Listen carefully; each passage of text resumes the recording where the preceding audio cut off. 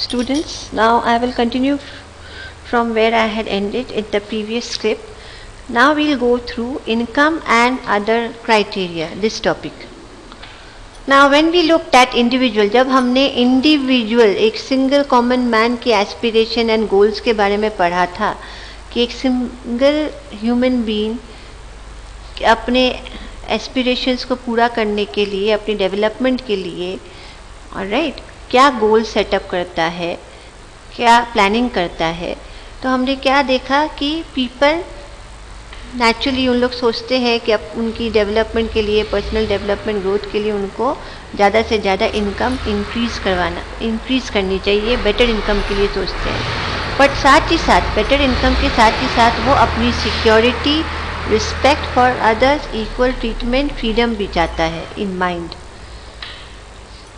तो similarly when we think of a nation, जब हम एक नेशन के डेवलपमेंट के बारे में सोचते हैं और एक रीजन के बारे में सोचते हैं, तो हम लोग फर्स्ट ऑफ ऑल क्या सोचते हैं, जैसे इंडिविजुअल ने फर्स्ट ऑफ ऑल क्या सोचा कि वो अपनी इनकम लेवल को बढ़ाए, तो वैसे ही एक कंट्री की डेवलपमेंट के लिए जो मोस्ट इम्पॉर्टेंट प्रायोरिटी होती है, प्रायोरिटी गोल होती है, वो है कि कंट्री की एवरेज इनकम बढ़े.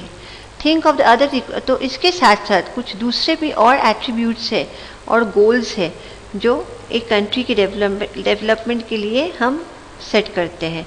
Now what could these attributes be? Let us examine this through the example. Table 1.3 gives the per capita income of Haryana, alright, Kerala and Bihar. तो इस टेबल में हम क्या देखते हैं, तीन स्टेट हरियाणा, केरला, बिहार, इनकी पर कैपिटा इनकम, जो मैंने क्या कहा था, yes, national income by population. यही होता है पर capita income, national income by total population, जिसको हम एवरेज इनकम भी कहते हैं.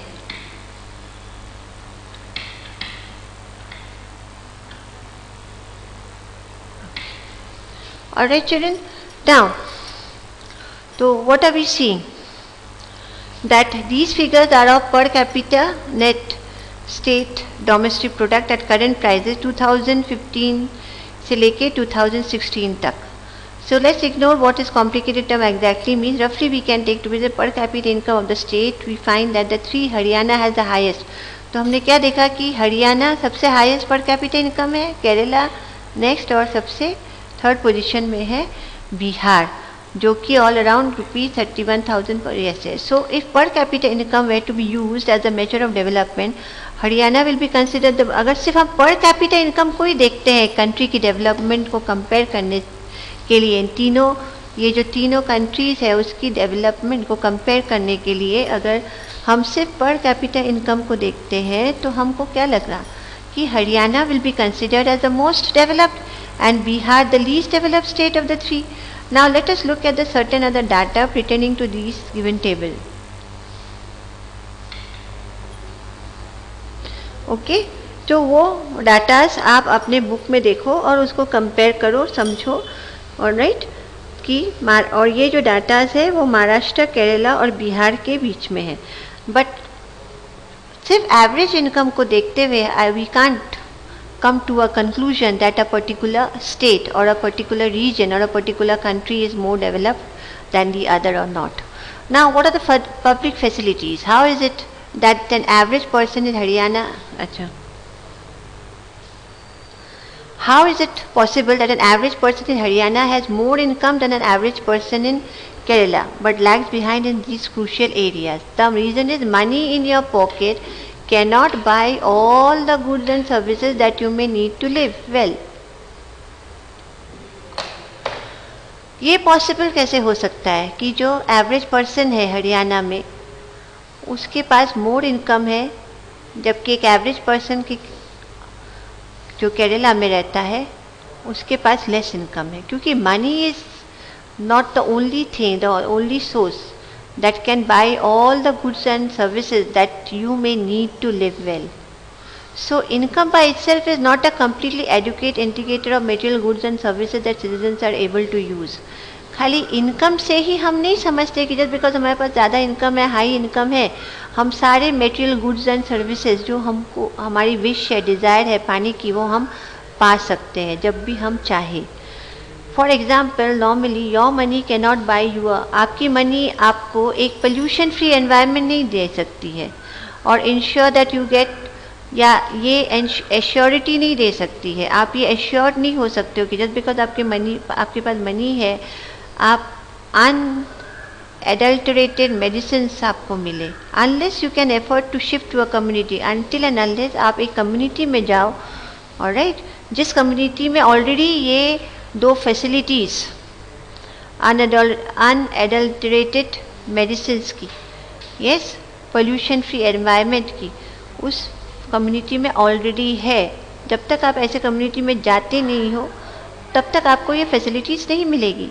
तो money may also not be able to protect you from, money आपको इन्फेक्शियस डिजीजेस से बचा नहीं सकती है unless the whole of your community takes preventing step, जब तक पूरी आपके कम्युनिटी के लोग प्रिवेंटिंग स्टेप्स नहीं लेते। जैसे presently we are going through this epidemic corona. Alright, actually for many of the important things in life, the best way, also the cheapest way, is to provide these goods and services collectively. तो apart from money, जो दूसरे attributes है, जैसे health facilities की, proper environment की, alright, ये तभी आपको मिल सकती है in the best possible way और सबसे कम प्राइस में, जब कलेक्टिवली सबको एक साथ ये फैसिलिटीज़ मिले, अवेल हो, सिर्फ आपको ही नहीं। Just think, will it be cheaper to have collective security for the whole locality और to each house to have its own security man? आप ही सोचो कौन सी चीप होगा कि आप अपने घर में खुद के एक सिक्योरिटी गार्ड रखो या होल लोकेलिटी के लोग मिलकर एक सिक्योरिटी गार्ड रखें। क्योंकि जब आप अपने लिए सिर्फ अपने घर को बचाने के लिए एक सिक्योरिटी गार्ड रखते हो तो आपको ज़्यादा मनी स्पेंड करना पड़ेगा to pay that man's salary, that security man salary. लेकिन जब वो सिक्योरिटी मैन पूरे नेबरहुड के लोग हायर करेंगे तो नेचुरली आपकी जो इनकम, आपकी पार्ट ऑफ द इनकम जाएगी, small part, to pay that particular salary of that man. So what if no one other than you in your village और लोकेलिटी इंटरेस्टेड? अब मान लो आप इंटरेस्टेड हो स्टडीज़ के लिए, आप विलेज में रह रहे हो, कि आप एक यंग बॉय और गर्ल हो, लेकिन आपके विलेज के लोग या लोकेलिटी इंटरेस्टेड नहीं है, तो आपके लिए प्रॉब्लम हो जाएगा। Not unless your parents could afford to send you, जब तक आपके पेरेंट्स खुद मनी खर्च करके आपको एक प्राइवेट स्कूल में नहीं पढ़ाए, क्योंकि आप पढ़ना चाहते हो उस जगह पे जहाँ आप रहते हो, वो जो विलेज है, जो भी रूरल एरिया है, वहाँ के लोग बहुत ज़्यादा सुपरस्टिशियस, नैरो आउटलुक से हैं। उन लोग हो सकता है लिटरेसी को इम्पोर्टेंस न दे और उस पर्टिकुलर रूरल एरिया में कोई गवर्नमेंट स्कूल ओपन ना करवाए। Then what you have to do, आपके पेरेंट्स को खुद मनी खर्च करके आपको प्राइवेट स्कूल में भेजना होगा। लेकिन अगर ये कलेक्टिवली, यस, विलेज पंचायत या गवर्नमेंट के द्वारा वहाँ पे स्कूल ओपन हो जाती तो आपके पेरेंट्स को मनी खर्च नहीं करना पड़ता। मतलब ऐसी कुछ चीज़ें हैं जो मनी अकेले बाई नहीं कर सकती है। कुछ ऐसे एट्रीब्यूट्स है, सर्विसेज है, जो कलेक्टिवली अगर आपको प्रोवाइड किया जाए तो उस पर मनी खर्च कम होगा और आपको चीपली भी अवेलेबल होगी और उसकी क्वालिटी भी अच्छी होगी। So you actually able to study because many other children also want to study. आप अपने स्कूल में क्यों पढ़ रहे हो? क्योंकि ऐसे कई चिल्ड्रन आपकी उम्र के एक साथ पढ़ना चाहते हैं।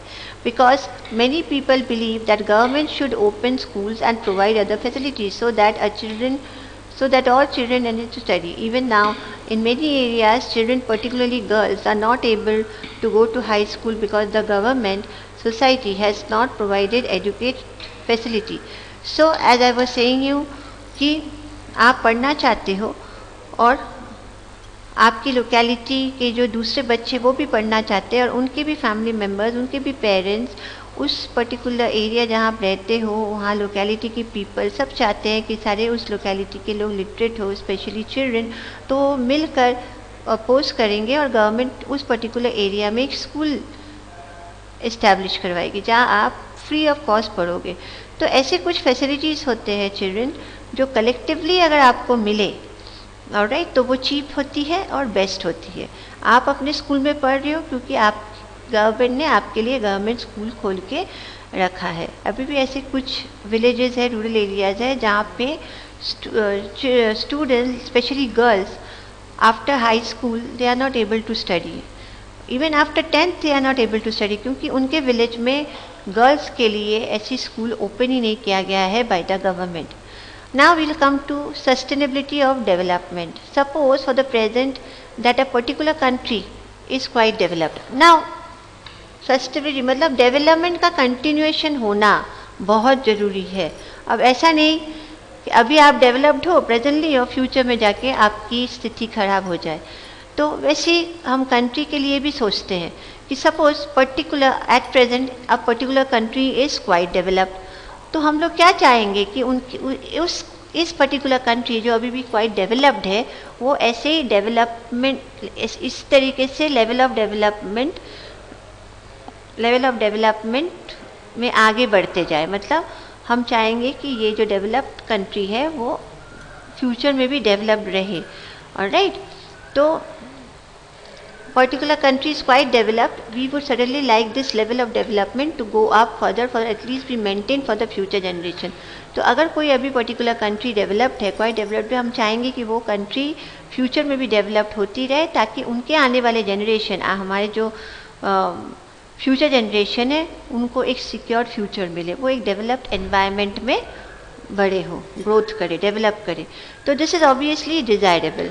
Okay, so however, since the second half of the 20th century, a number of scientists have been warning the present type and levels of development are not sustainable.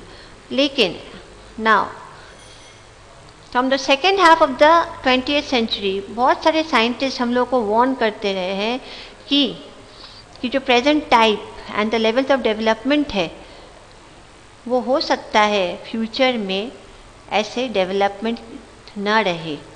मतलब साइंटिस्ट लोग वार्न कर रहे हैं हमको कि हमारे जो प्रेजेंट टाइम की जो डेवलपमेंट हो रही है हमारी कंट्री में या जितने भी develop countries of the world में जो डेवलप्ड है, हो सकता है फ्यूचर में भी ऐसी डेवलप कंट्रीज डेवलप्ड ना रहे, हो सकता है वो डेवलपिंग में कन्वर्ट हो जाए। क्यों ऐसा होता है? जब हमारी जो रिसोर्सेज होती है, जो हमको नेचर प्रोवाइड करती है, जिसको हम कहते हैं नॉन रेन्यूएबल रिसोर्सेज, उसकी कमी होती जा रही है, उसको हम इकोनॉमिकली यूज़ नहीं कर रहे और रिन्यूएबल रिसोर्सेज को तो कर ही नहीं रहे हैं, साथ साथ नॉन रिन्यूएबल रिसोर्सेज के साथ भी हम बहुत ज़्यादा अत्याचार आप कह से ओवर यूज़ कर रहे हैं। So it may be possible कि जो सस्टेनेबिलिटी ऑफ डेवलपमेंट है in some developed nations of the world वो कंटिन्यूटी में ना रहे। Okay children.